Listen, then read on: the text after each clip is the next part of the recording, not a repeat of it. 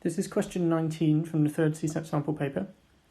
In this question, we're looking at functions from the set 0 to 2 to the n, and all the integers in between, from that set to just the numbers from 0 to n. And these functions have to satisfy two conditions, that g of 2 to the x equals x, where x is between 0 and n, and that if y is less than or equal to z, then g of y has to be less than or equal to z, so it's an increasing function.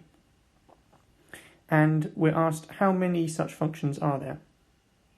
So this should remind you of question 5, it's just a bit more difficult because now this condition has been added. Okay, so if you want to have a go at this question yourself, pause the video now. Well, I'll just quickly remind you of what I said about question 5, that we need to remember what a function is. We're choosing exactly one output for each input. So for each of these numbers, we have to choose one thing it's sent to, but also it can't be sent to two things. And we can repeat outputs, as long as we don't break these rules. So let's start looking at our inputs and decide what they can be sent to, because some of these things can only be sent to one thing, if they're powers of 2, for instance. So 1 is equal to 2 to the 0, and therefore it has to be sent to 0, so that's following this rule. And likewise 2 is 2 to the 1, 4 is 2 to the 2, 8 is 2 to the 3, 2 to the n is 2 to the n. And now, since these are fixed, now we can start thinking about what the others can be, so what we can choose for them, based on the fact that we can't ever decrease. So if we start with 0, 0 can't be sent to anything bigger than 0, otherwise the value of the function would decrease from here to here. But it has to be increasing, or at least not decreasing, so it can stay the same. So that means we have to choose that f of this is going to be 0, it has to be sent to 0. What about 3? Well, there's two things we could send that to. We could send it to 1, because then it goes 0, 1, 1, 2, that's fine. We can send it to 2, then it goes 1, 2, 2, that's fine. We can't send it to anything bigger than 2, otherwise the function would decrease when it went from 3 to 4. So there's two choices for 3. And then similarly, all these things, because we've got this being sent to 2 and this being sent to 3, all these things, 5, 6 and 7, have to be sent to either 2 or 3. And then if we think about the things between 8 and the next power of 2, which is going to be 16, they're going to have to be sent to numbers between 3 and 4. And when we get to the end, the things between 2 to the n minus 1 and 2 to the n are going to have to be sent to things that are either n minus 1 or n.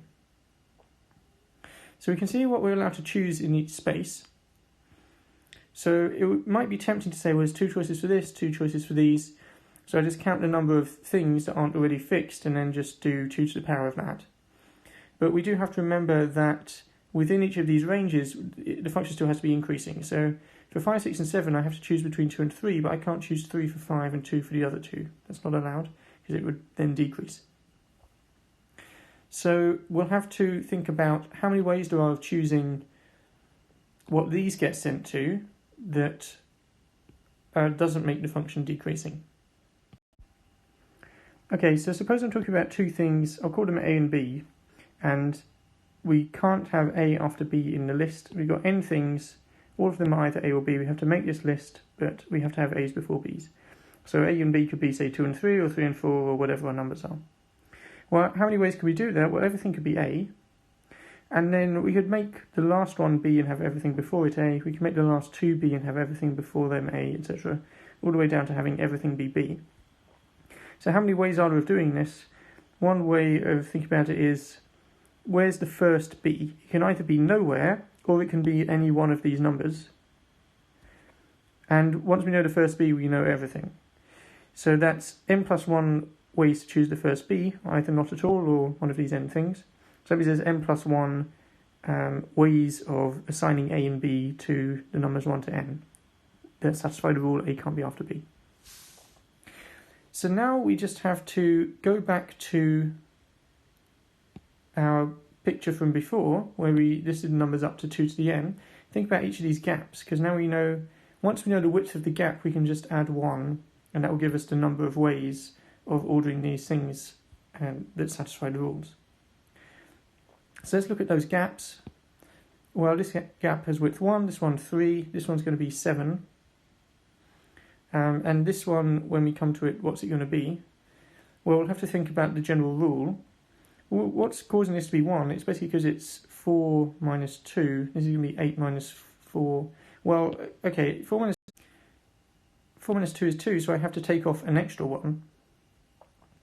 Because if I have a gap of 2, the actual number of integers in there is always going to be 1 less than the width of the gap. And likewise for this one, if I do 8 minus 4, that's 4, but I take off 1 to get the width of the gap. So each of these is going to be the difference between two consecutive powers of 2 minus 1. So we can fill those all in. 2 squared minus 2 minus 1, 2 cubed minus 2 squared minus 1, and then the nth one is going to be 2 to the n minus 2 to the n minus 1 minus 1. And now how many ways can I order these digits in there? Well, we just said it's the width plus 1, and that's nice because we've got this minus 1, so that will just be cancelled. So we can fill them in 2 squared minus 2 ways, 2 cubed minus 2 ways, etc., all the way down. Let's think, can we simplify those things? Well, yes, because each time I'm basically taking a term and taking off half of it. So the answer basically ought to be half of it. And if you want, you can do that algebraically. So if you take out a factor of 2, I just have 2 minus 1 left. To take out a factor of 2 squared, I have 2 minus 1 left each time. So you can see each of these is just going to cancel to the smaller power of 2. So 2, 2 squared, 2 cubed, etc., all the way to 2 to the n minus 1. So that means each of these is a number of ways of filling each of those gaps. And what we choose in one gap doesn't affect what happens in the other gaps. So we can basically multiply these to get the final number of choices we have. So if we do that, we have 2 times 2 squared times etc. all the way up to 2 to the n minus 1.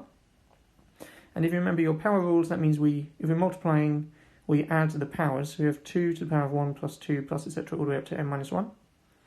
And now the thing to remember is we know the sum of the numbers from 1 up to some final number. Here's our formula. If I went up to n, it would be a half n plus 1. But actually I'm going to n minus 1 instead, so this should be a half n minus 1 times n in the power, and that means this is our final answer.